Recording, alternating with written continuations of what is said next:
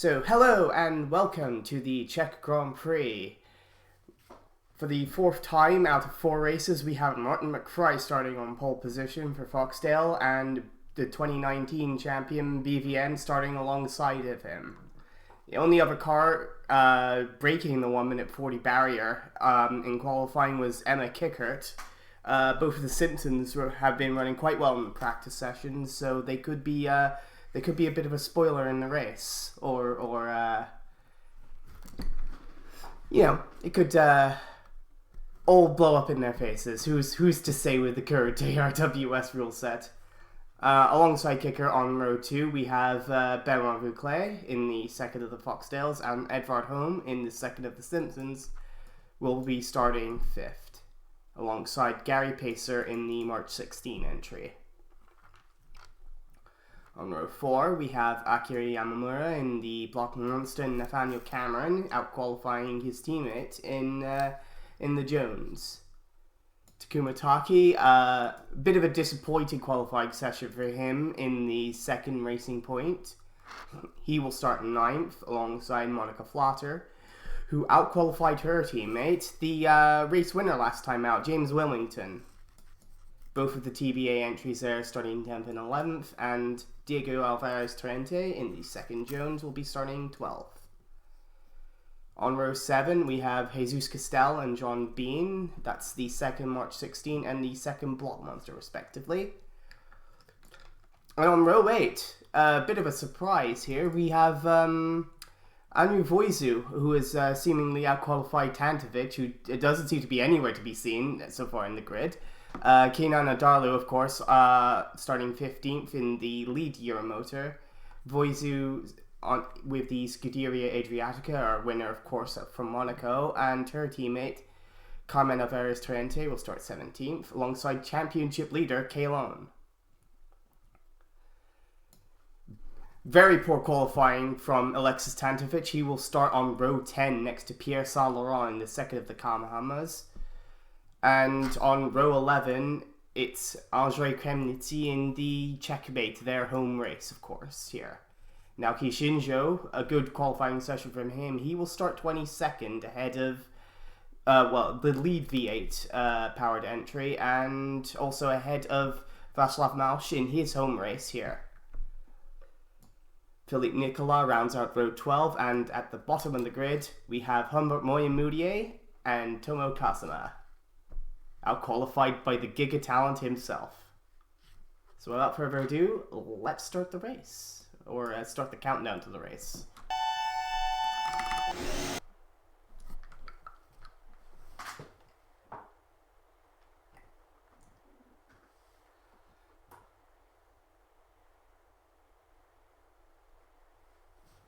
And it's green, and BVN with a great start. He takes the lead right off the start. Martin McFry into second, Kicker holds third. Home up to 4th on the start. Vuclet battling hard there with Gary Pacer. He secures 5th place, but McFry coming back at VN, he retakes the lead. That's a great recovery there from McFry, and now he will hold on to the lead as we head down into the turn 5 to turn 9 complex at this end of the course.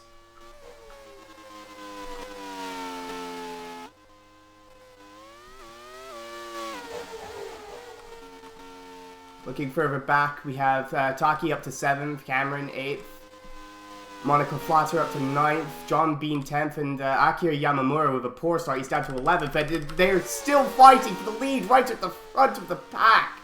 That's BVN again attacking McFry as our camera goes a bit on the fritz there. Great defense there from McFry, though, to hold off BVN. Really doing everything he can to try and make sure that this is the race that Foxdale finally gets that win that they've been searching for so long. Now it's Benoit Vuclet attacking Edvard Holm for 4th.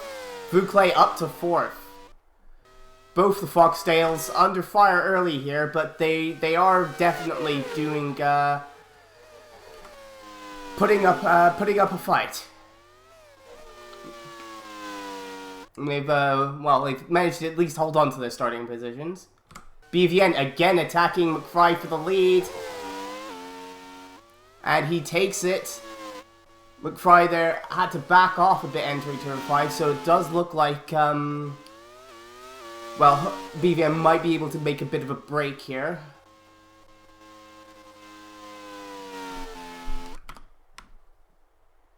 Looking further back in the running order, it doesn't seem that anybody's had any major issues, although I do notice that Nicolas has dropped down to last in the field currently. And it does seem to be a bit of a poor start from Anu Voizu in the Adriatic as well.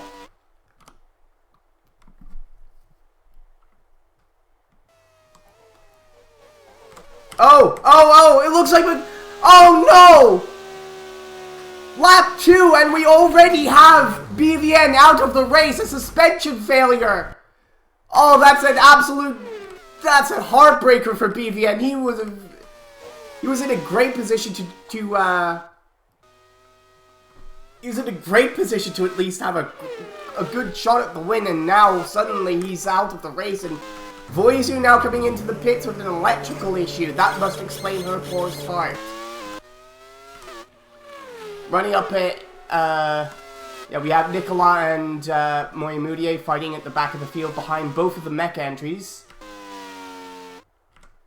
Kremnitzy has fallen behind his teammate. That's a good start from Malsh in the checkmate, but they must be disappointed to be at the tail end of the W12 runners, still running forward for the field. We got Kalon, who has been passed by his teammate off the start. Tantovic up to 16th, but still behind the W12 powered car of Carmen Alvarez Torrente.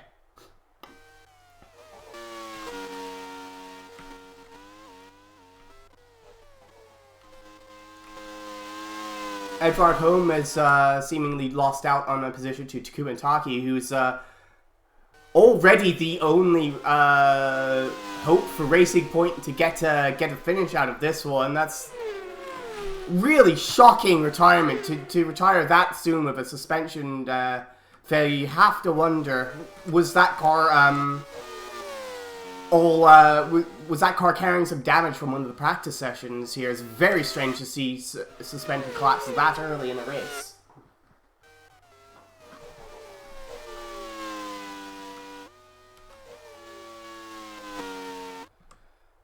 Home now under attack from Cameron, and it does seem now that actually yes, Benoit Vouclair has taken over second place from Emma Kickert after BVN dropped out. That means we now have the Foxtail 1-2 at the front of the field. The Mann siblings must be absolutely thrilled with this. They'll just have to have everything crossed, hoping that McFry and Vouclair can bring it home. Pacer now up to 4th, Taki 5th, of course. Home in 6th, holding off Nathaniel Cameron in the lead Jones. And the pace of the Foxtails is impressive, to say the very least. Absolutely, yes. They've pulled out over 1.5 seconds over Emma Kicker in 3rd place. That's the gap from Vouclair to Kicker, of course. We compare the lap times, and yes, McFry is full second quicker than Kicker on that previous lap. I do wonder if they are perhaps running a little bit light in those Foxtails. We are expecting 2 or 3 stops from most of the runners in this one, although some of the teams have been wondering privately that whether or not they could make it on 1 stop. We'll just have to see how that pans out, as we now see that Edvard Holm has been... Oh no! It's Benoit Vouclair! He's out of the race! An electrical problem for Benoit Vouclair, and already we have 2 of the lead contenders for the race win out. First of all, BVN, and now Benoit Vouclair. Oh, that's an absolute disaster for him and Foxtail, but right now McFry is surging away at the lead, now nearly 3 seconds ahead of Emma Kicker as we are on lap 5. That's over 3 seconds now. We're not even completed the 5th lap of the race.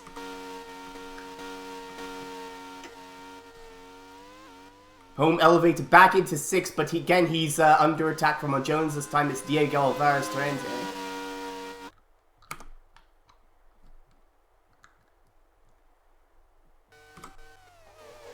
Torrente taking a look there, trying to put the Dane under pressure, but yeah, I think better move is to wait until here, make that move down the main straightaway into turn 1. And that's a relatively easy move for the 2020 Formula 1 World Champion. So.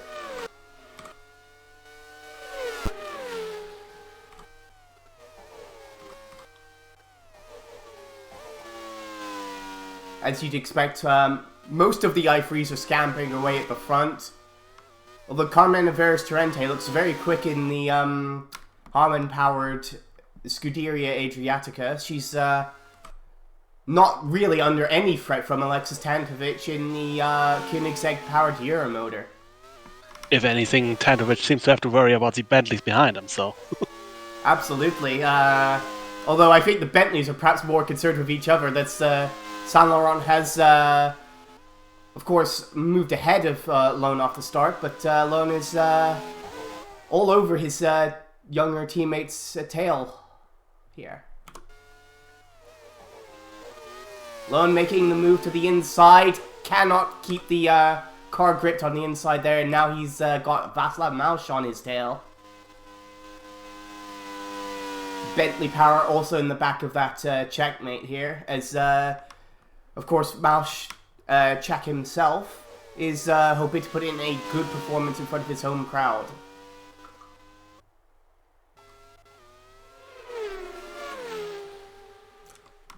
Mausch making a move to the inside of the championship leader.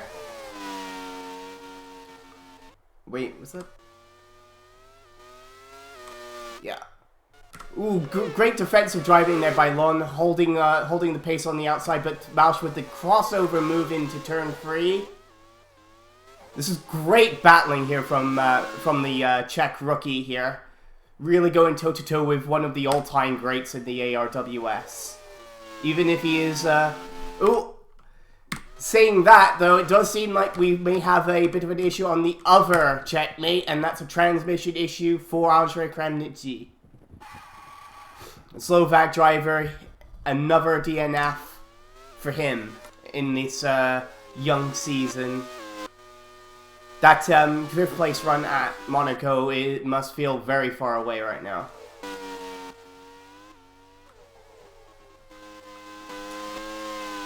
Further towards the front, we have Taki coming under attack from Nathaniel Cameron for 4th place.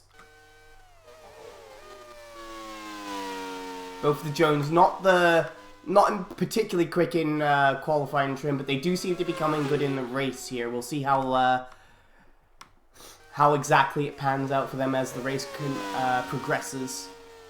And indeed, that is Cameron taking over 4th position.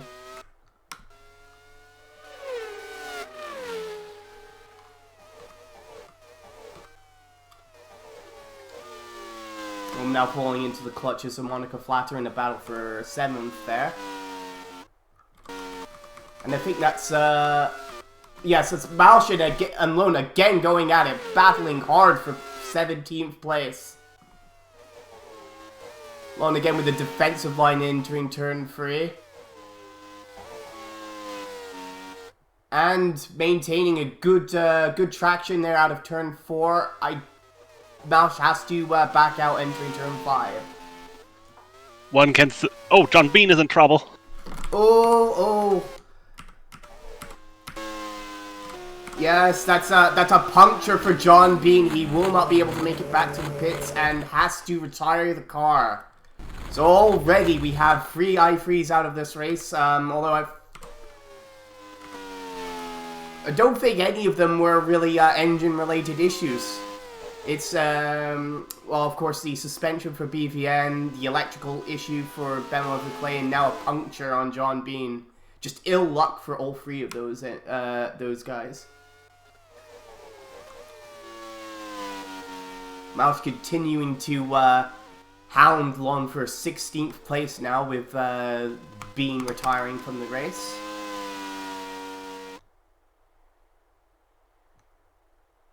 It does seem that further up the field we've seen Monica Flatter make it past Edvard Home for 7th place. Mausch there making the move at the end of the lap into turn 13, but Long coming back at Mausch for 16th place, entering turn 1. Mausch cuts him off there, and well, that's definitely a feather in the cap for Václav Mausch.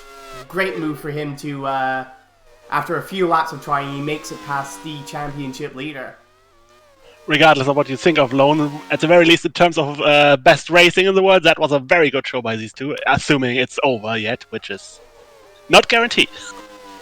Absolutely, but it does seem that Mausch has at least a car length over Lone at the minute. We'll keep an eye on it as the race progresses, see if it spices up again. Meanwhile, just ahead of them, Tantovic has been caught by Pierre Saint-Laurent. And it looks like we've got more yellow flags. That is Jesus Castel, engine failure. Just as I was saying, and it doesn't seem that an i3 had failed. Well, there you go. Jesus Castel is the first of them to drop out with an engine issue. That's a shame for the March 16 driver, who was generally being outpaced by his teammate this weekend, I think it's fair to say.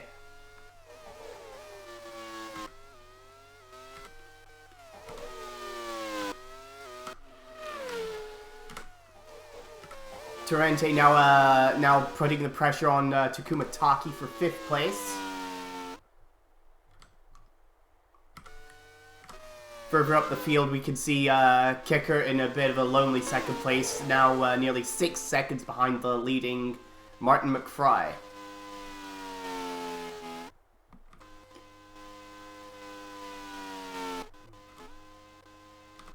And yeah, that is Torrente has made the move on Taki for 5th place.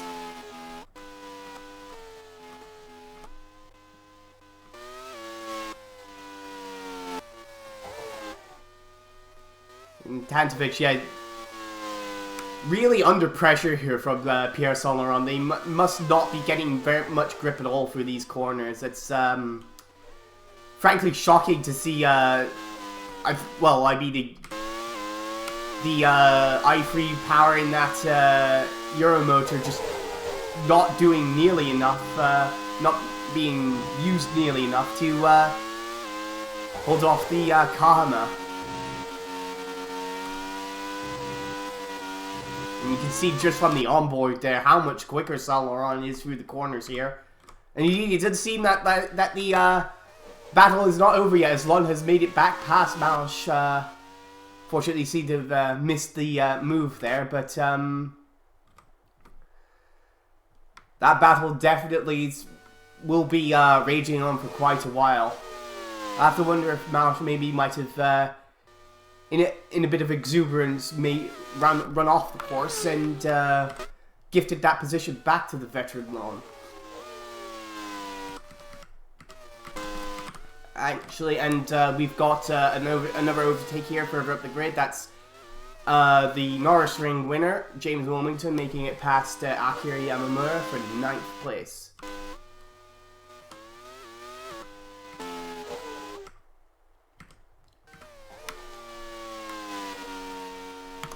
Does seem that Nathaniel Cameron now slowly closing in on Gary Pacer. This is for the 3rd position.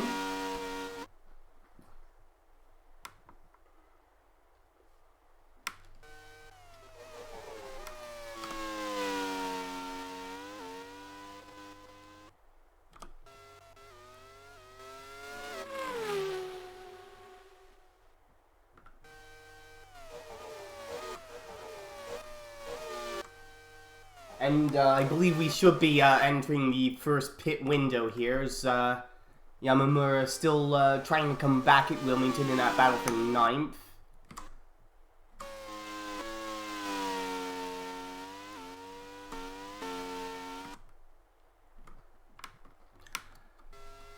A bit further back we have Shinjo leading the V8 contingent here.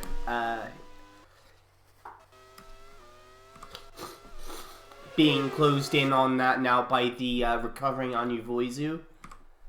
It's Been a good start for the mecha entries, both of them ahead of the holidays of Moya Moutier and Philippe Nicolas still behind his teammate. You have to wonder if there's maybe a bit of an issue with the setup or something with that car. You'd normally expect him to be ahead of Moya Moutier.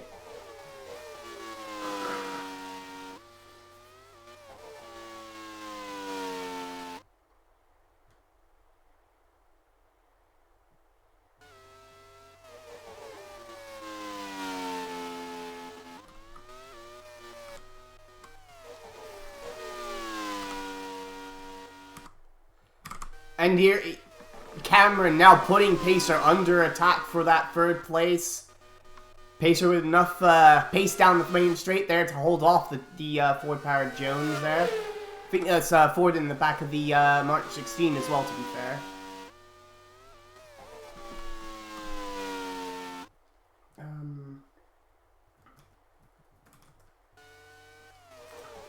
Indeed, that is a in-house duel between the Ford squads of Jones and March 16.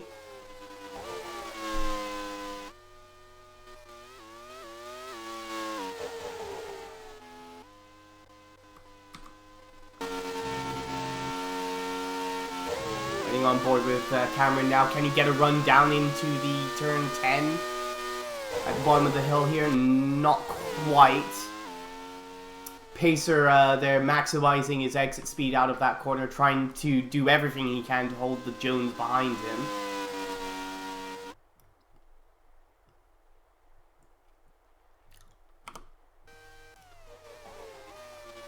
He's definitely maximizing his speed down these straights. It's does appear to be a bit of a tough ask, as we now have our first scheduled pit stop from Diego Alvarez Torrente.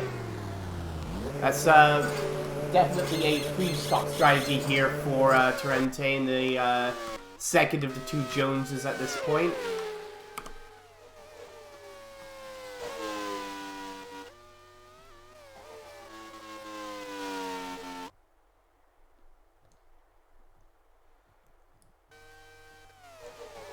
And now Cameron makes the move. Good timing on that to make the move through the entering the turn 5 to turn 9 complex here. This will give Cameron a good opportunity to put some distance between himself and Pacer, and perhaps make some inroads on Kicker and McFry ahead of him.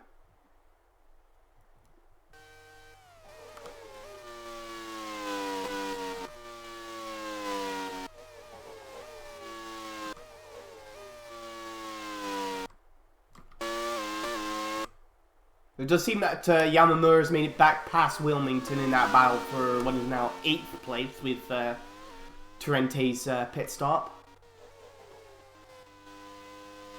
Do apologize for our camera at that corner. It does unfortunately have a propensity for technical glitches. Torrente now resuming in 11th place after his pit stop, seeking to quickly get past Kinana Dalu here.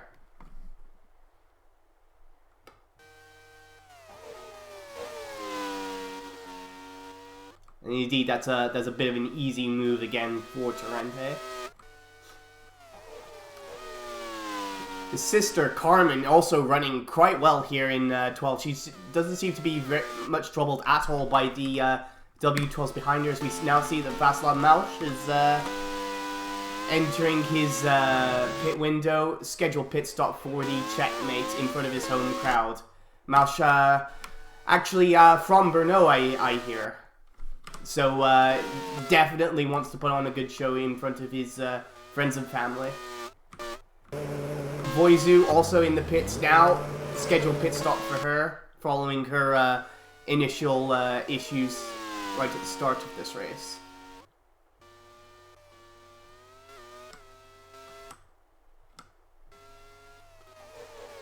It does seem that one is now closing in on Tantovic and Saint Laurent. This battle for 13th here. Of course, it's very difficult for the Bentley Power Kamas to make an overtake on the Koenigseggs. They're just so quick down the straight in a straight line, there's very little you can do to really set yourself up for an overtake. You can see just driving away down the straightaways to Antovich. But as soon as they hit a corner, though, Saint Laurent and Lon are closing in like a heat-seeking missile.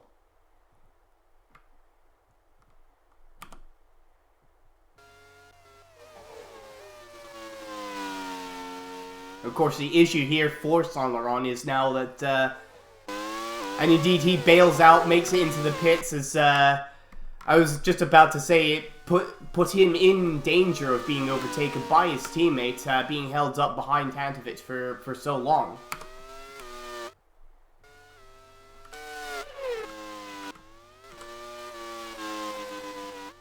Torrente now, again on those fresh tires, very quick. In fact, the quickest car on the track currently. A full second faster than our leader Martin McFry in that previous lap. And Martin McFry is into the pits. Race leader into the pits. This puts him in the window for a pre-stop strategy on that Foxdale. I think that does explain his early pace, and will be a bit interesting now to see, because he was definitely the quickest out of the leaders in that first stint, but will it be quick enough to essentially win that extra pit stop over the rest of the field? We'll have to see. Yamamura now in the pits as well. Electrical issues for Yamamura in the Block Monster, but he's been able to. They've been able to get it into the pits for repairs. Same issue for Carmen Averes Torrente. That's our fourth electrical issue we've seen already in this race. I have to wonder if there's perhaps something in the air here that's causing the electrics of these ARWS cars to bug out, for lack of a better term. Unfortunately, we don't have the environmental data, but given how blue the sky is, I don't think it's humidity that is causing the issues, but that would be a naive guess. Indeed, definitely some head scratching by these teams to see what's causing all these issues. We got a three-way engine fight. That is interesting. No, actually, those are both. Yeah, no. Those are both Koenigsegg's. Lon there, perhaps wisely getting out of the way of the much quicker Yamamura with, and that's another double DNF for Racing Point as Takuma Taki is now out of the race with a water leak. Another. And now we have humidity in the air. Well, we found the humidity. It was coming out of Taki.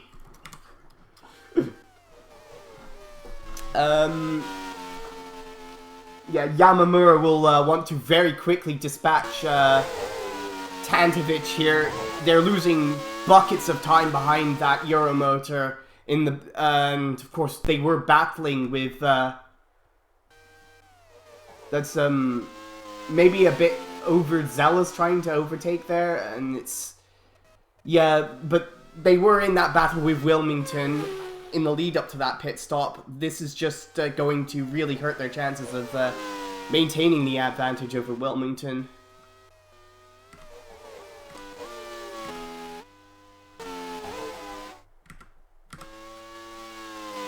McFry, after his pit stop, now in 4th place, 15 seconds behind Emma Kickert, who is now our new race leader. We'll have a good picture of his pace at the end of this lap. See if he can make up a little more time. And that looks like a loose wheel on the Foxtail. He's able to get it back to the pits. They must not have fastened that wheel on correctly at the pit stop. That is absolutely heartbreaking for McFry and Foxtail. As now we see Nathaniel Cameron in the pits as well. I think he's just made his pit stop. Indeed, yes, he has. So I believe that would have been a scheduled pit stop for Cameron. But yeah, that's a heartbreaker for McFry there. At least he was able to get it back to the pits before that wheel caused any significant damage to the suspension on that car. But That's surely his chance at the win gone down the drain.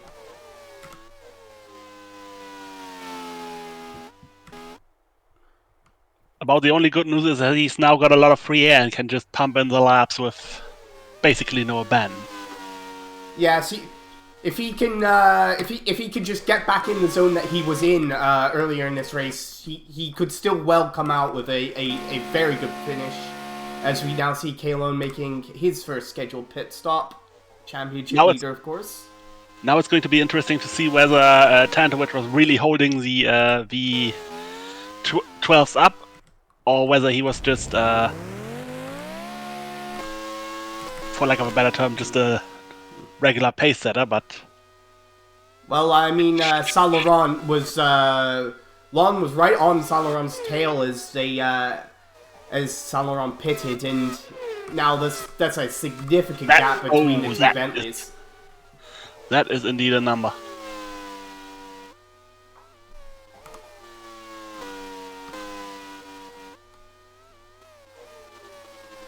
And now we're seeing Monica Flatter enter the pit stop, entering the pits. That's a scheduled pit stop for her in the TBA.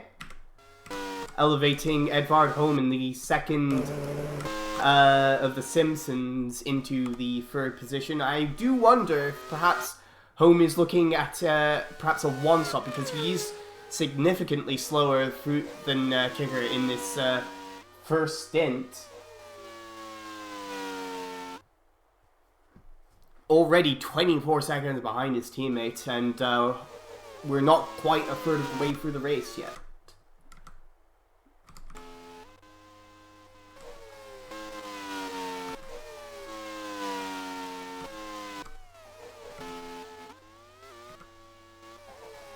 Cameron, after his pit stop, comes out right behind his teammate, Diego Alvarez Torrente.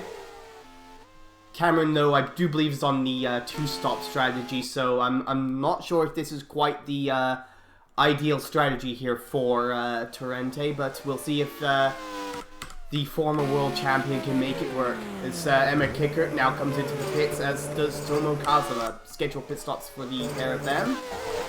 And indeed, Gary Pacer pits from second place. And yes, I do believe this is a one-stop strategy for Edvard Holm, as he moves through into the lead now, but only just over his teammate.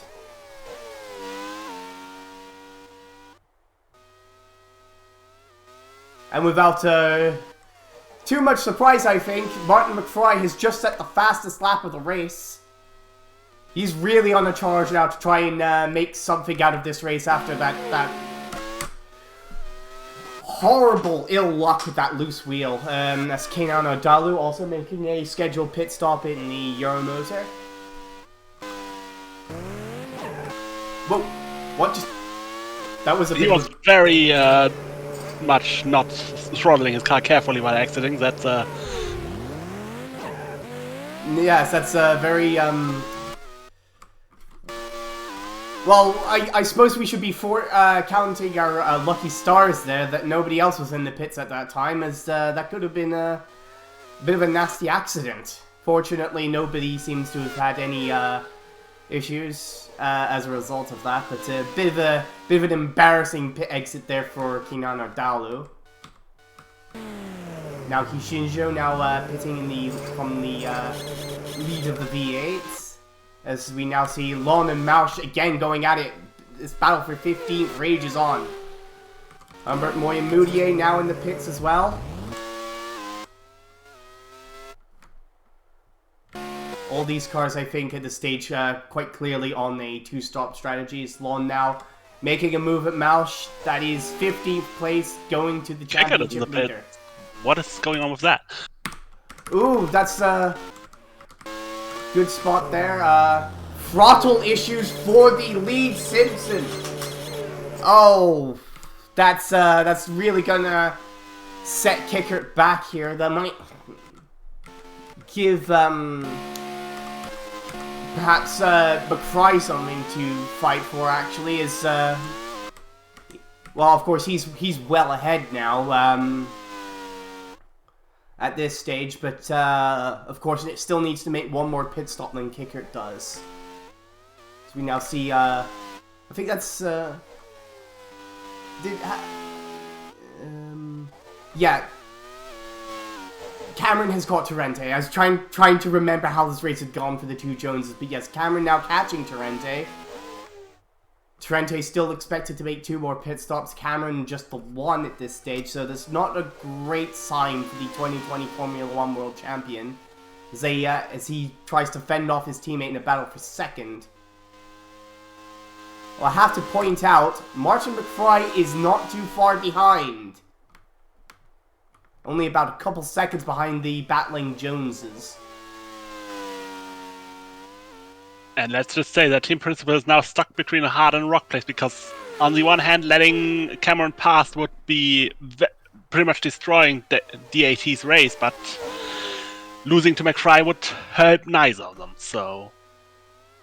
As it is, though, they are both losing time to McFry because Torrente, they're holding off his teammate, taking non-optimal line through that first corner, but it was able to force his teammate to back off. I think at this stage you have to make the call and tell Torrente to allow Cameron to go. Of course, the real winner here is Edward Holm, who buys himself another few laps of being unharassed. Yes, indeed. He's got a 6-second margin over, nearly 7 seconds over Nathaniel Cameron, who at this point I would say is probably his biggest threat for the win. But both of these cars expected to make a further pit stop, as I think. Yes, indeed. Martin McFly has caught the Joneses. And he's certainly more than keeping up with them. Oh, he's definitely keeping up with them. He's the quickest car on the track right now. And I think the indecision for Jones here will invariably hurt them, as again Cameron held off by Torrente. McFly has to back off there to avoid getting into the back of Cameron there. It does give McFly a good run at him into turn 3, but not quite enough to make the overtake.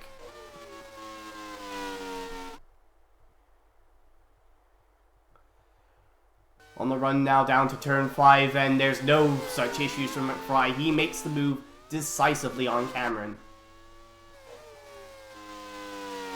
That mecha is really getting in the way right now. Yes, that's Tomo Kazuma there now heeding the blue flags for Torrente, but now getting in the way of McFly. Hopefully they should be able to make it past her, and indeed they do. Both McFly and Cameron past Kazuma without too much further issues, but that has, again, this is all playing into the hands of Edvard Holm. Still 6 seconds in the lead over now Torrente and McFly, both of whom have to make an extra pit stop compared to him.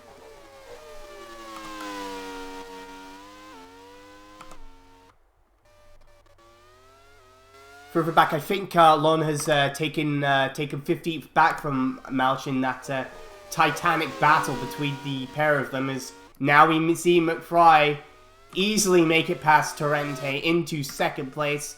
We'll see if he could do anything about Edvard Holm ahead of him. Still a long way to go. We're not quite at the halfway mark in this race, as now Torrente has to deal with his teammate again. Cameron right back on the tail of Torrente.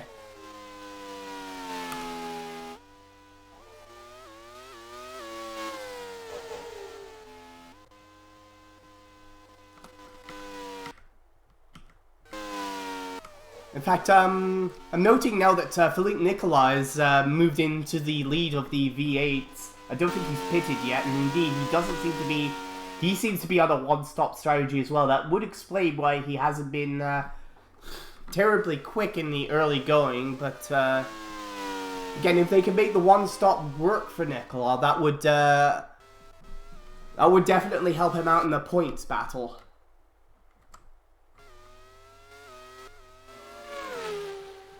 McFry is absolutely on a charge right now. 1.3 seconds quicker than Holm on that previous lap.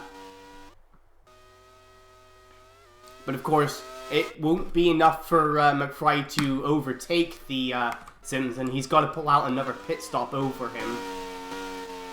As we now see James Wilmington, our winner from the previous race, entering the pits.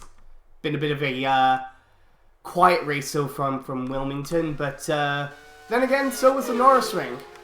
He was pretty quiet in that race, and then worked his way into a winning position. So we'll see if he's able to stealth his way to a good result in this one as well.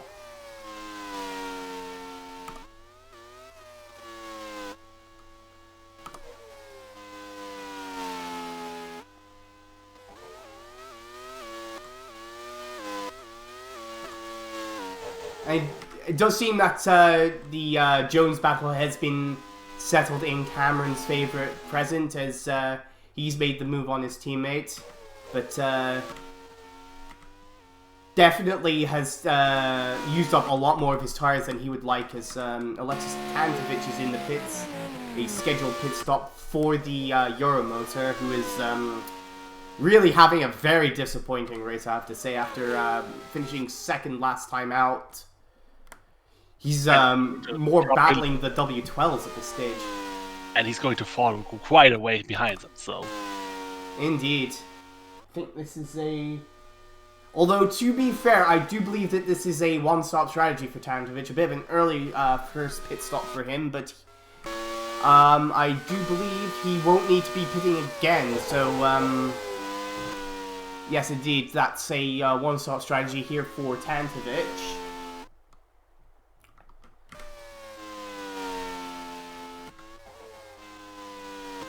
Lana's made a bit of a move away from Malch in their battle for 14th presently, as now see Anu Voizu has moved up to 13th after her initial issues, but she will be pitting quite soon. I think this is I think she's already pitted once, so if she's pitting again, then that would put her on a free-stop strategy, I believe. So note that Vosu, her first stop was not a voluntary one, so... Yes, I wasn't counting that. I think she pitted once after that, is what I'm trying to say. Ah, I see.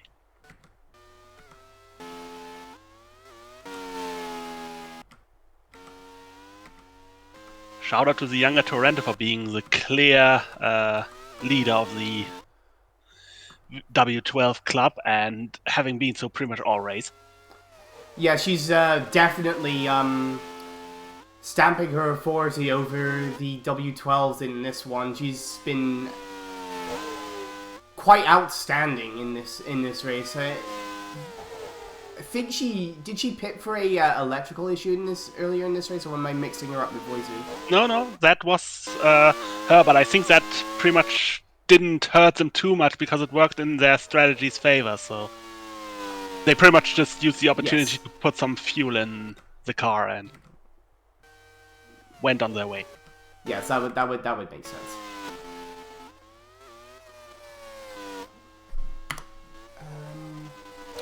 Meanwhile, we got Pacer going by Torrente. Oh yes, I thought I saw an overtake, a change in the order there, but yes, that's Gary Pacer making a move past Torrente for 4th place. The free stop strategy really is not working at all for Torrente in this one. He just doesn't seem to have the pace to make it work. McFry, I think, is really the only person who's really making most of that strategy currently. He's now chopped down Holmesley to within under 2 seconds. There could still be a podium on the cards here for McFry if he continues his excellent drive so far, I think you have to say. I think there's a lot of question marks about Martin McFry. He's not had the most stellar career in the ARWS. Of course, he had a great rookie season back in 2015 with where he got a pair of second place finishes, but since then he's been fairly disappointing. But now given a a car that's definitely one of the quickest in the field, if not the quickest. He's been right back on the money here. And that's ooh, that's an overtake there for 4th place between Torrente and Pacer. So I think that's just some great racecraft there from Torrente to move himself back up into 4th place there. It's not the ideal race for Torrente, but it's been he's doing what he can with it. He's continuing to fight, and I think that's all you can ask of a driver in his position. Right, especially when we go from qualifying, Jones wasn't particularly competitive in the practice sessions, so I think both of them are doing the best they can in this situation. Yes.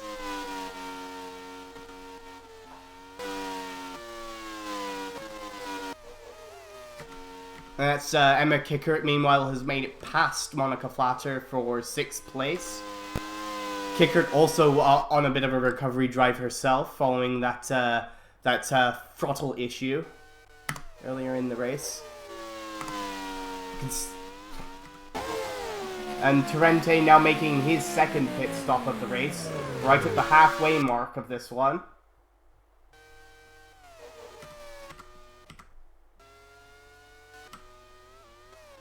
Now seeing Fry closing in on home for the lead. His pace has dropped off on the previous few laps, I believe, but as he's probably used up the best of those tires, but definitely still catching the Simpson at quite a rate here. Ooh. Tantovic there getting a little bit in the way of McFry there, but I don't think he lost too much time in that.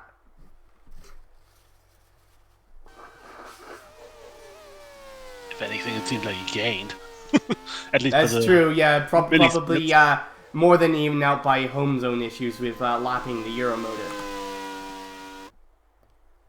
Who is currently now only ahead of the V8s of the Holiday and Mechas. As we see, I think that's scheduled pit stop, yes, for Pierre Saint-Laurent. That's his 2nd pit stop. He's on a free stop as well, would seem. And Voizu also in, so yes, she's also on a free stop strategy. Find her car. Yes, scheduled pit stop.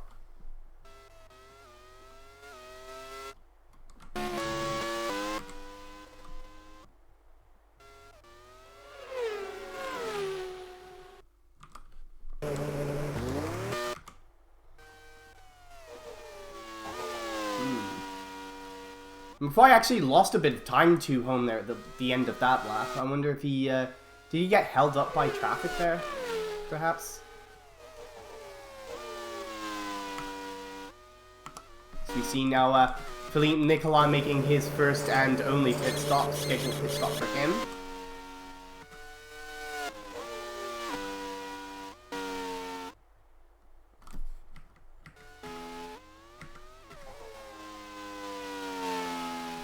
Is there an issue for McFly? He suddenly seems to be losing time on home.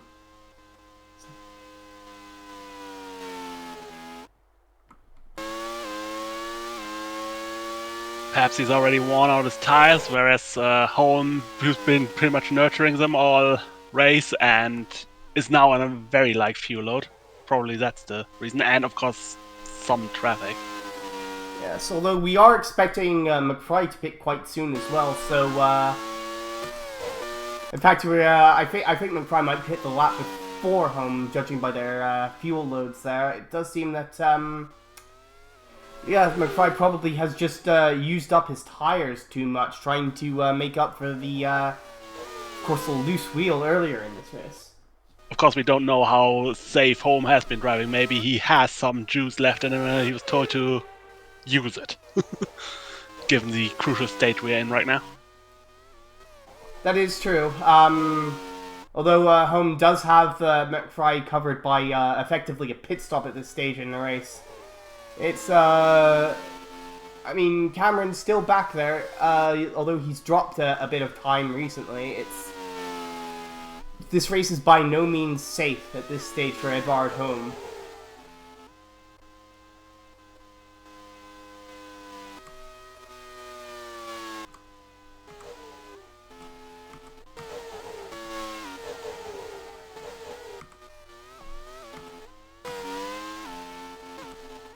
I think Torrente there just made it past Akira Yamamura for 7th place just after his pit stop.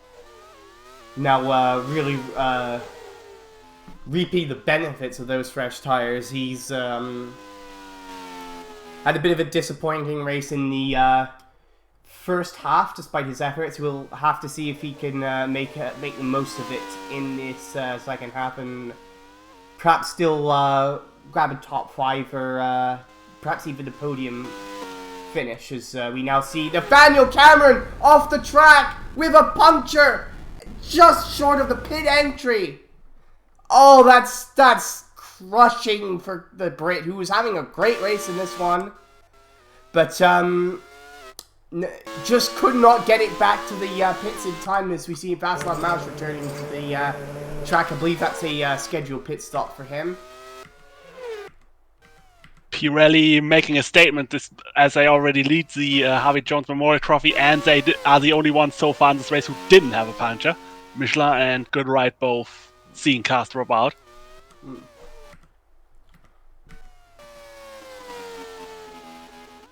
Indeed, this has been a quite a difficult race for the tires in this one, but as we now see James Wilmington in the pits with a loose wheel, but I believe this should play into his strategy. I think this is a has he pitted yet? I don't think he pitted before then. Regardless, he's now filled up to the brim, so he will be making it to the end of the race. So yeah, that should be a one-stop strategy for Wilmington.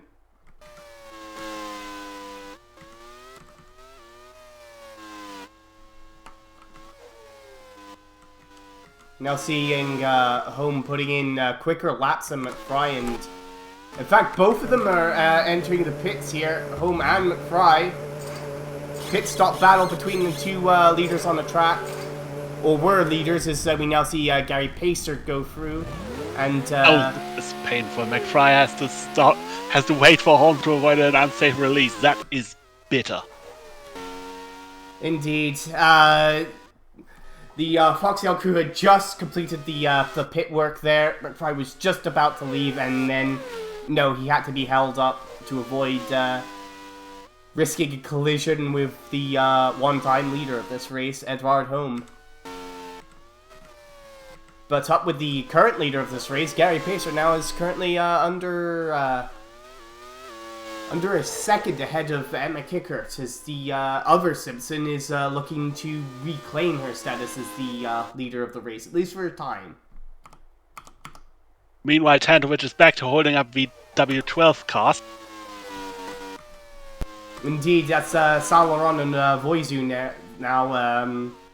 I think Saint Laurent at this point must be sick of the sight of that of the rear of that Euromotor at this point in the race. And we're not, and we're just past halfway.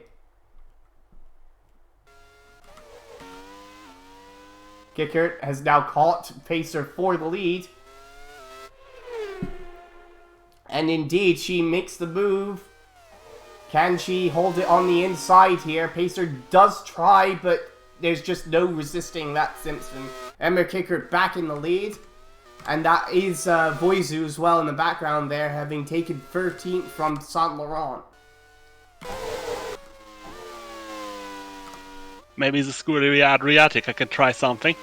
The Harman modified Bentley engine.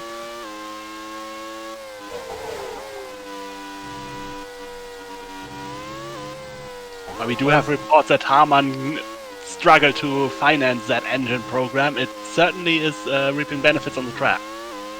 Indeed, definitely putting their name out there as they, well, of course, following that win at Monaco, and they've been definitely giving the Bentley-powered Karma and Checkmate entries a very fair fight so far this season.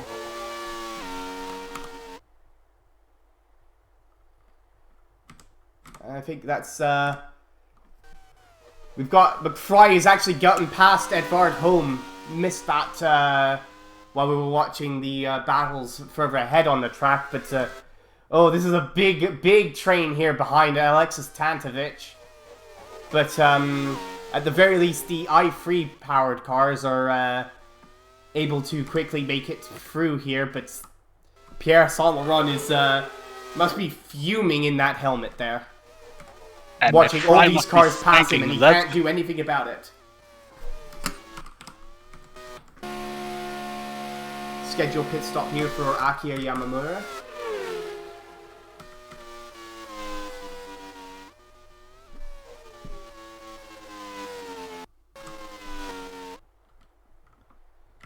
Now seeing Monica Flatter and Martin McFly make it past Tantovic. They're currently battling for third, about 10 seconds behind Emma Kickert. We'll have to see if Edvard Holm is able to make it through this traffic without too much issue. Again, he is in a pretty good position. He doesn't have to pit again, but he does need to manage the gap over these quicker cars who do still need to pit once more.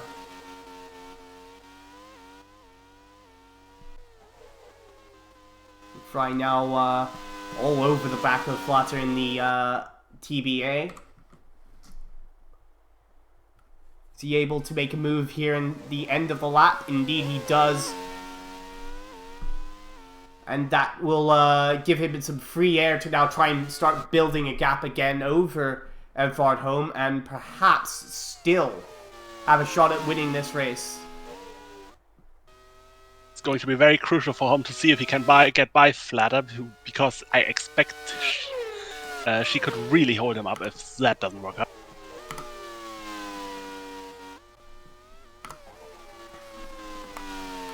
Yeah, Holm is closing in pretty quickly here. He's got some fresh tires to work with, so he'll want to get past Flatter in short order here and make sure McFly doesn't get too far ahead of him in this stint. As I think, yeah, Saint-Laurent has gotten back ahead of Voizu in that battle for 13th. Voizu coming back at it, but, ooh, that's good driving there by Saint-Laurent to hold off the Adriatica there. And the hometown hero is sneaking up on that battle. Meanwhile, K-Lone in his helmet must be grinning when he hears about this situation, because he must be gaining a lot of time with that mess. Indeed, I think, does Storm need to pit again? Yes, he still needs to make a pit stop. So, the more time these cars spend battling each other and held up behind Alexis Tantovic, the greater the chance that Lon has of, well, staying ahead of all of them. Which would be the exact turnaround from the situation at the first stop, where he staying out longer behind the Euromoto did put him at a disadvantage, so this race is really a very interesting exercise, to say the very least. Ooh, and that is Holm there getting held up by Flatter. She is not going to roll over and let him take that 4th place from her. I think she still needs to pit once more, but she has her own race to run. She wants to try and maximize the best result she can, especially after her teammate won the previous race. So she has no reason to allow Holm pass here, and already we're seeing Martin McFly 5 seconds ahead of those two. McFly really on a charge here. Does he? Do you think perhaps he still thinks he has a shot at this win? Given how drivers usually think, I would be surprised if he does not. Like, especially when you are in that mindset that you are going 100%, I need to push, I need to push, I need to push, then you don't think you can't win. Because then you can't push that. It's a very important aspect of the mental game, as we see Torrente pitting. Yes, this is Carmen ARWS Torrente. I believe this is her final scheduled pit stop. And that allows K-Lone into the temporary lead of the W12s. But he will likely have to give that up himself once he makes his final pit stop in short order. And that is indeed Voizu and Saint Laurent now still battling for 13th place. Voizu now takes it as the two of them are still just unable to do anything to overtake the Koenigsegg in the back of that Euromotor. But something must have gone wrong for Malzic, because he's now way back behind that battle when he was right on it. So... And I believe this is Edvard Holm now finally making the move on Monica Flatter, being held up behind the TBA for a couple more laps than he would like. Now has lost a significant amount of time to Martin McFly, but now in clear air, he should be able to minimize some of the damage that McFly is doing with that very rapid Foxtail.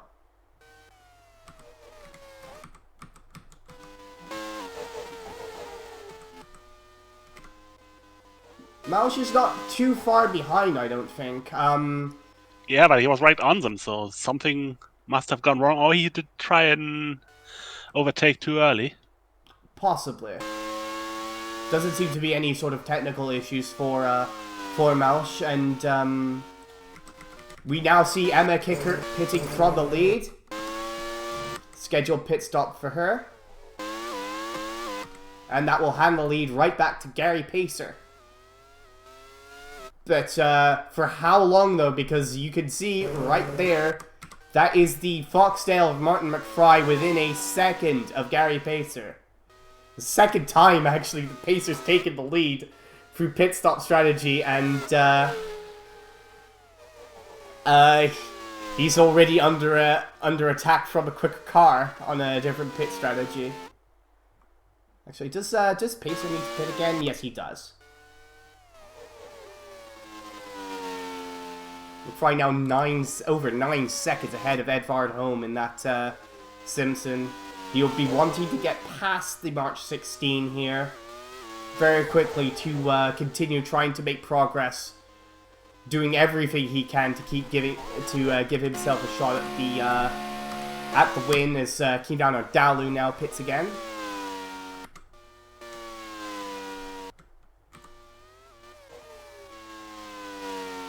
Once again, I think I need to shout out the mechas here. They do seem to have the edge on the holiday cars in race trim here. Naoki Shinjo in a fairly untroubled 16th place.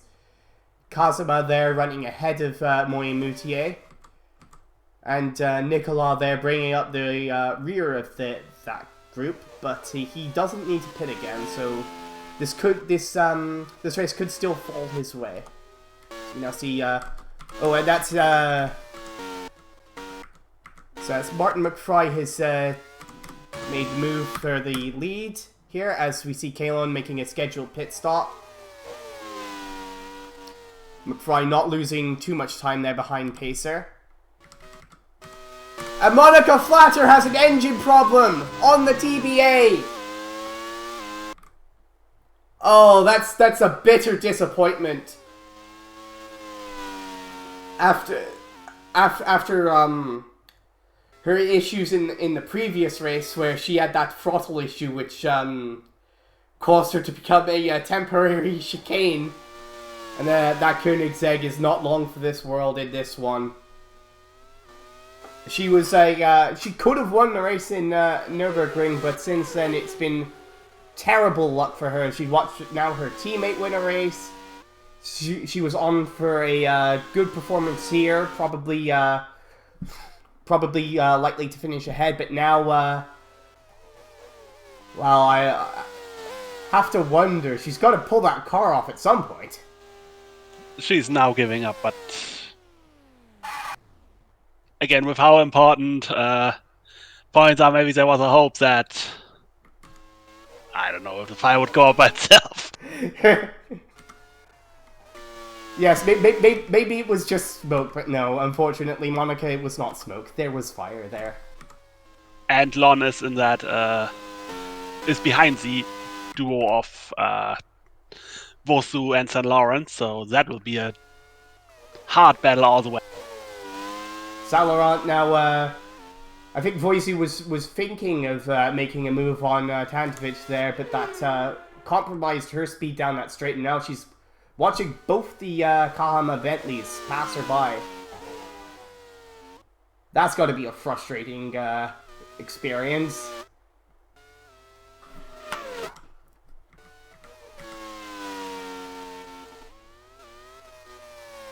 Naki Shinjo making his final scheduled pit stop. This is going to be very crucial to see how if he can come out ahead of Nicolas, because otherwise he's gonna have to do this on the track. Moya also in the pits here, and yes, they're both coming out behind Nicolas. Shinjo will have the advantage of fresh tires on that mecha. He could try and run down Nicolas here. There's still 20, not quite 20 laps to go here.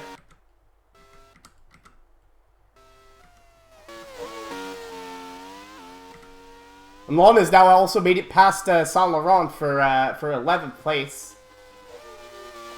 All of them still stuck behind the Euromotor of Kinana Dalu, though. And that's practically gifted an easy 9th place to Carmen Averes Torrente, assuming her car makes it the rest of the way. Although that's not to understate the drive that she's been putting in that car. She's been very much a statement drive for her to be beating a Euromotor on pace and on the track.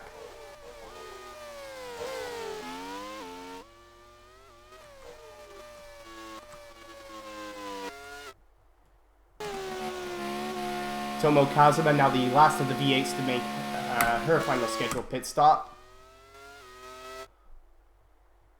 And you can now see already, it looks like Naoki Shinjo closing in on the back of Nicolas. What was that line there? That was an interesting racing line there for Kinana Dalu. Very creative. In a way, it seems like he wanted to punish Sho for something. I don't know what, but for something. Shinjo. And now we see Gary Pacer making his final scheduled pit stop. Moves Edvard Home into 2nd place. Now 13.6 seconds behind Martin McFly. You have to start to wonder at this point, is this looking like a potential race win for Martin McFly despite that loose wheel? He does have to navigate the V8s here, Kazuma and Moyamudie, but he's got a good gap already and still a good amount of time to make the full pit stop up over Home. It's going to depend on the pace of the stop. I don't think he can get out enough to be ahead of home after the stop, but if he has the pace after the stop, then anything is possible at this point. And that is the beauty of ARWS. Anything is possible. Yes, indeed, and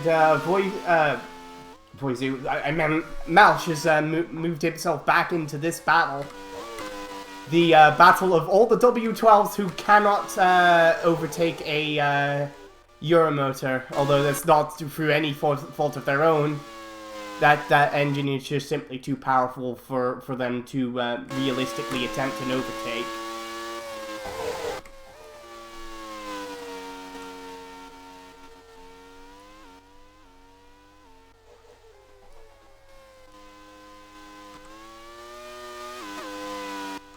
So the psychology of this battle will be very interesting, given as Lone in his championship position has absolutely no reason to take it too seriously, because the closest of his rivals is St. Laurent on 48 points behind. So actually 52, my bad. Still, with the increasing reliability following the test session for the i3s, I think one needs to make the most of this every point he can possibly get his hands on. He can't afford to give away too many, otherwise it could well bite him come the end of the season. true, especially if Martin McFly does pull the win off, then we are talking about, given as he's currently still on the fastest lap, we're talking about 70 points, which would put him at 117. So, one more win would do it, especially if Lone cannot finish a race. Martin McFly now making his final pit stop. This will be a fight to the finish here as Edvard Holm now inherits the lead. In fact, that's Emma Kickert not too far behind him either. I don't think she needs to pit again either. No, this is a pure fight to the finish. Edvard Holm leading the race now. His teammate Emma Kickert on a charge of her own, trying to get back into the fight for the win. Rendon said that will be very inconvenient for McFly unless he can get by extremely quickly. Torrente does look like he's probably had the best of his tyres, but of course McFly still needs to get his own up to pace, up to temperature, I should say. Now roughly about 8.5 seconds behind home. With 15 laps to go, there's still a very good chance that McFly could threaten home for the win of this race. But, of course, we can't overlook Emma Kickert here. He's now only 2 seconds out behind as McFly makes that move for third. Smooth driving by that one. So, yeah, it's gonna be ding-dong all the way now, to quote the great Murray Walker. Indeed, and, something... No, I think there's just a bit of odd timing on timing and scoring issues with their with our timing and scoring there on the top left. McFly already has opened up a second and a half on Diego Alvarez Torrente since making that move. Oh, he definitely knows he can win this race. He has every opportunity if he can just continue driving as well as he has throughout this race. This is an excellent opportunity for him to finally get that first win. Again, Martin McFly... Sorry, go ahead. The pace is ridiculous, but I was going to say Holm and Kickert must be praying that they do not run into the Tantovic train. That would be a death sentence for everyone involved. Absolutely, the Tantovic train is about... I think roughly half a lap ahead of them. I don't think they're in significant danger of catching them, and Boise has negotiated herself to the lead of this of the W12s here. Long now back ahead of his teammate, and Malsh at the tail of that. But well, as we've seen, this order can get shaken up very quickly. McFly now within 5 seconds of the lead here. I think it's only a matter of time, to be honest with you. And that's a fastest lap again by Martin And an emphatic one. He's 2 seconds a lap quicker at this point. That is insane. Final scheduled pit stop for Diego Alvarez Torrente. I believe that will... And Kickert looks like she's gonna be able to have a go soon as well, so... Yes. Almost too much to keep up with here as Torrente comes out behind Yamamura on the track. And this is going to be a very difficult situation, because if Kickert and Holm lose too much time battling, Fry will have an even easier time of catching them. As we have St. Laurent in the pits for... Is that a planned stop? Or? I believe that's a planned stop. I think he was on a 3-stop strategy, and indeed, yes, the Tantovic train has absolutely ruined Pierre St. Laurent's race at this one. But, yeah, I think Emma Kickert would have preferred to have made the move for past her teammate earlier in this lap, but not able to make the move there. This is exactly what Martin McFly wants to be seeing right now.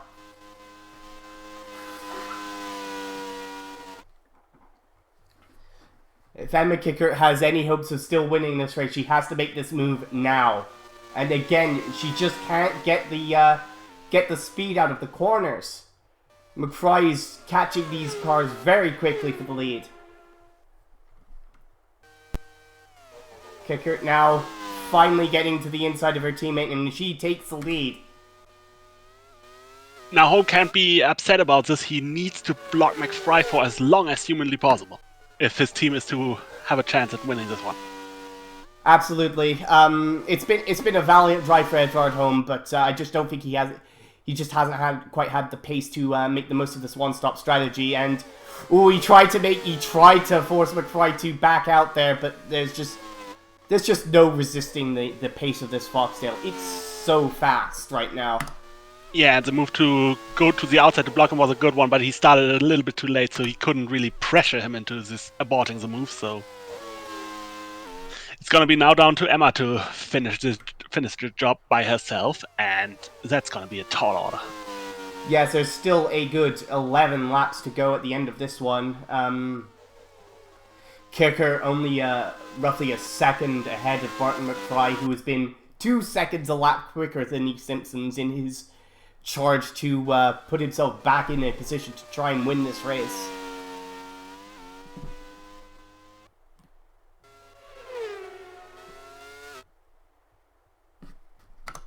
And again, despite having to deal with all that traffic, McFry's still quicker than Kicker on that previous lap.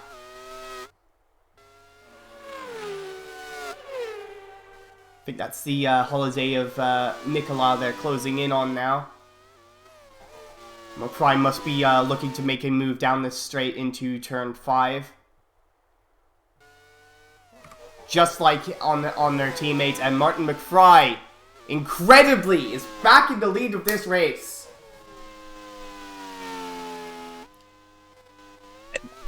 As we have Torrente in trouble. Oh no. Diego Alvarez Torrente, it's another double DNF for Jones. Transmission issues. He was battling Yamamura for 5th after his pit stop, but now he won't get anything from this race. That's another very tough race for Jones. Let's now see Václav Mausch in the pits. Yes, that's a scheduled pit stop for Mausch.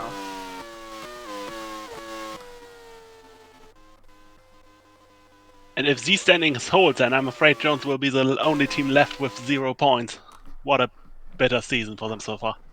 Yes, they were definitely hoping to take a step back forward. I think 2018-2019 didn't go to plan for Jones. They were hoping perhaps with the new technical regulations that they could get back to winning ways, but well, the reliability bugs have been biting hard for them this season. And it doesn't seem that even despite the testing, they're still just not able to get their cars to the finish. Another tough race for them.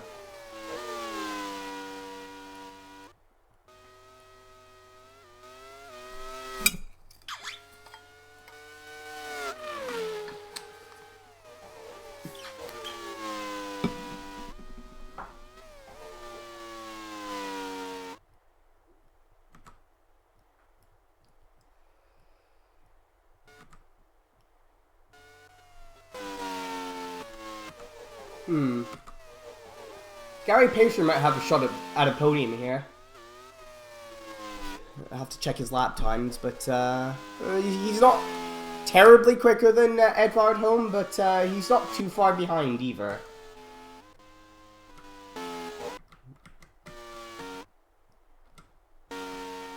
And that's final scheduled pit stop for Anu Voizu in the Adriatica. She now falls behind Saint Laurent and Mausch.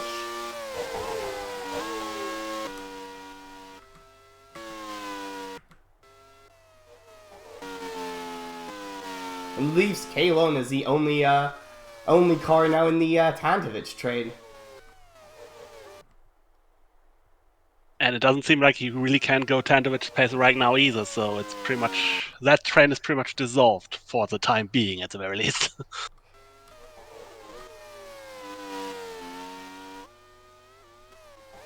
By now easing away the lead in these closing laps. Kickert looks pretty safe in second. I think really the big question now is, can Gary Pacer catch Edvard Holm for third place? Half a second quicker than that previous lap. He's got 3.5 seconds between himself and yeah, 3.5 seconds is the gap between Holm and Pacer now.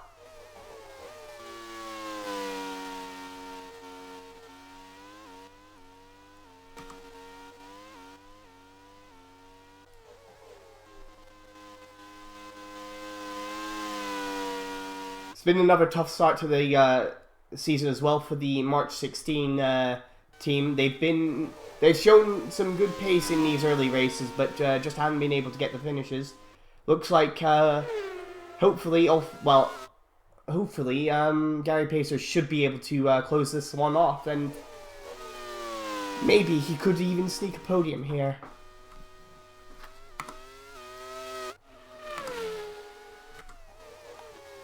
Now see Holm now held up by the mecha there. That's Naoki Shinjo, who's gotten ahead of Nicola in that battle for the lead in the V8s. This is another great drive from Shinjo in this one, following his podium at the Nürburgring.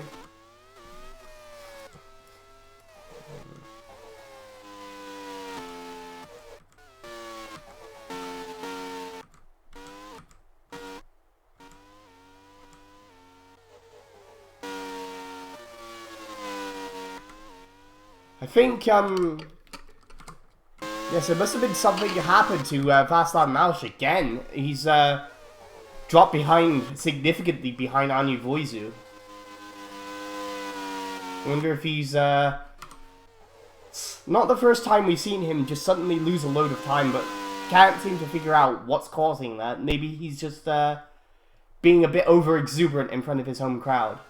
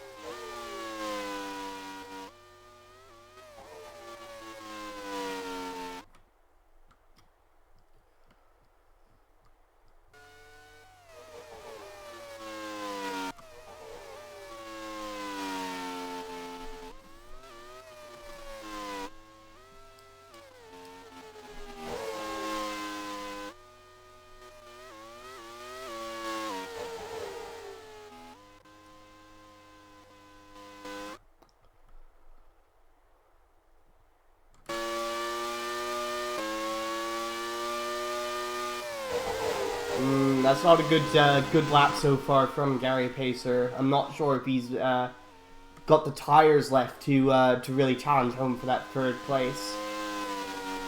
Even so, fourth place would still be a good result for him in that team.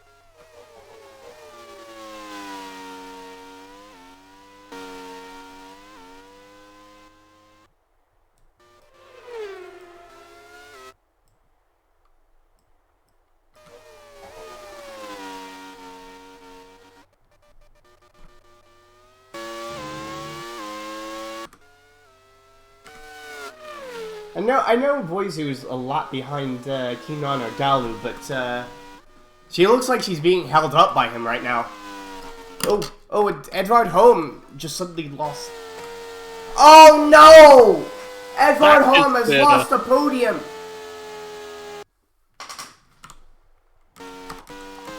Oh, that's a tough break for Holm, who had driven quite well in this race, but he won't be able to see the finish. I think he should still at least get the points for being classified, but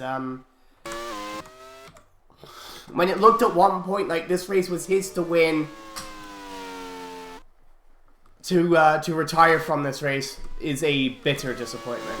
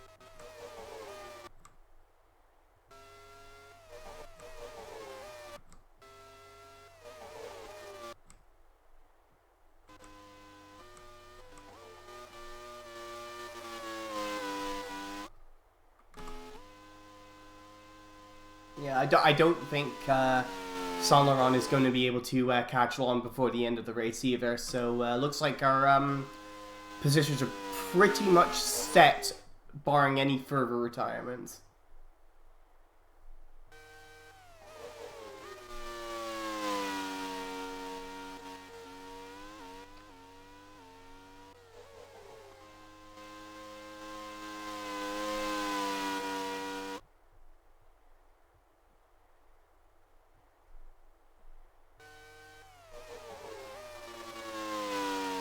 As for now, well, what a drive by Martin McFry.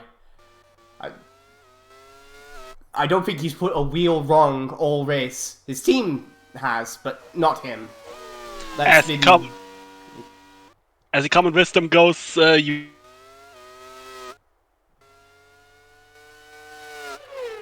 Sorry, you cut out there. Say all the right thing, but if he thought he won this race by himself, despite his team, it would not be. It would be hard to blame him for that. Absolutely, like he's driven impeccably in this race. It's been a marvel to watch, really, and frankly, I think it's high time that him and Foxdale win a race again after that 2015 when he had a couple of podiums for them, a couple of second place finishes. It did look like he would be one to watch for the future. It didn't quite pan out that way for his career. He was sort of persona non grata for a while there among the paddock. Not really rated as a racer, but he's doing everything right to put that perception of him to bed. And this has been I cannot say enough how brilliant of a drive he is put in today. And we are talking about nearly 10 years between wins, as the last one was 2014, as the very famously chaotic 2014 French Grand Prix. Yes, that's the last win for Foxdale, and very overdue for them to finally win another one.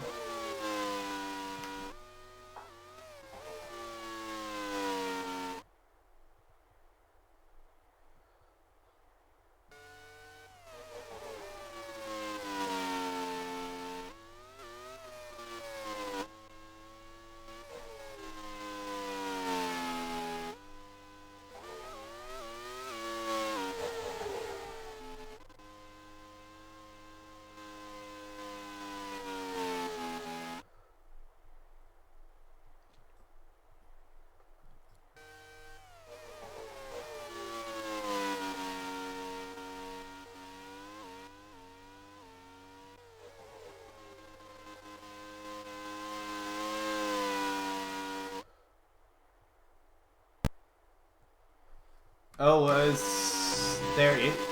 I just saw somebody. That's St. Laurent in trouble. Yes, that's Pierre Saint Laurent. Transmission has gone on the Bentley with only a handful of laps to go. This race just has not gone his way at all. That the free stop strategy absolutely scuppered by the Tantovich train here, as we now see Martin McFly enter his final lap here at Brno. Only has to finish this lap, and he has finally won that first for ARWS race. After waiting for so long. And he will take the hat trick. Pole position, fastest lap, and the race win. Yes, a truly dominant performance by McFly in this race.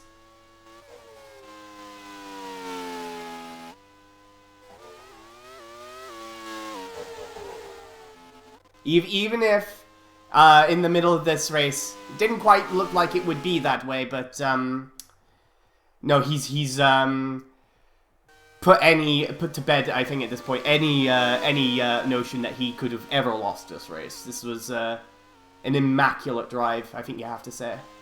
The more superstitious fan would probably even talk about destiny, but well, at this point, I think you're you could say that as now he rounds the final corner, and Martin McFly will win the Czech Grand Prix. A brilliant drive beyond any anything that you could have imagined. This was truly incredible to watch. Emma Kickard rounds out the race in second place. A good result for her and Simpson, but not the win that they would have wanted. But I think on a day when you were racing against Martin McFly on his game like this, I think they can hold their heads up high with second. Rounding out the podium, we have Gary Pacer. I believe that's well, it's obviously the first podium for his team, but first podium for him as well. So good result for him. And this is the first points, I believe, for Block Monster with Akira Yamamura, a very solid fourth place. Indeed, and despite their horrendous pace, the Euromoto have again brought both cars home. That is an impressive performance in terms of making these very temperous Koenigsegg engines work out for them. So they are doing something right over there. And finishing last car in the lead lap, we have James Wilmington. Not really the pace that I think he would have liked in this one, but fifth place still pays out good points. So he could at least hold his head out, hold his head high on that one, and is beginning to register as a potential championship contender. Let's not underestimate the importance of these lower results. Absolutely, yes, that's exactly what I was meaning to say there. Behind them, we have, of course, Kenan Ardalu and Alexis Tantovich, the Euro Motors, both finishing a lap down. Not terribly quick, but as you say, they were able to both finish the race and score good points for them in the Constructors' Championship. Split, of course, by the brilliant driving of Carmen Alvarez Torrente. Picking a driver of the day is going to be a very hard job for whoever is tasked with doing that. Well, I mean, I think the driver of the day has to be Martin McFly in this one. A loose wheel, and despite that, he was quite clearly the quickest car all race long, and just flawless driving from him, really. Kalon finishing 9th, picking up picking up good points for the championship in his bid for that. I think that's probably the highest he could have hoped to have finished in this one. Anya Voizu picking up a 10th place finish there, despite her earlier issues right at the start of the race. Václav Mausch finishing 11th in front of his home fans. And then we have the V8s. That's Naoki Shinjo, Nicolas, Kazuma, and Moya Mudier in that order. Another good drive, of course, from Shinjo to lead the pack lead that pack, and Pierre Saint Laurent and Edvard Home, both classified finishers, so they at least get points from this one, but that's bitterly disappointing, especially for Home, who looked like he had a podium in his bag there. With that, Mecca have also passed Holiday in that bitter fight for second in the championship. And after that, we have the list of retirements here. We have Diego Alvarez Torrente, Nathaniel Cameron, both of the Joneses out of the race once again. Still yet to register a point this season. Monica Flatter had a solid race going. Definitely seemed to have the better of her teammate in this one, but all for naught as that engine blew up. Jesus Castel also out, John Bean, Andre Kremnitzy, and Benoit Vouclair very early on with the electrical issue. And of course, how could we forget BVN with that suspension issue on lap 2? That's a terribly disappointing way to end a race. Before we could even really start it. Of course, we have. Well, that's a bit of a surprise. I mean, not so much Martin McFly fastest lap. I mean, that was obvious, but Benoit Vouclair second fastest lap despite retiring very early on, and Emma Kicker picks up the points for third fastest lap. That's another valuable 30 points for Foxdale, who are getting away with a haul today. That would be 80 points, for the championship. Yes, it's after their initial struggles in finishing a race, it looks like this is the race where it's starting to come good for them, and they could well be a contender for the championship, at least the constructors, possibly even the drivers if McFly can string a few more of these finishes together.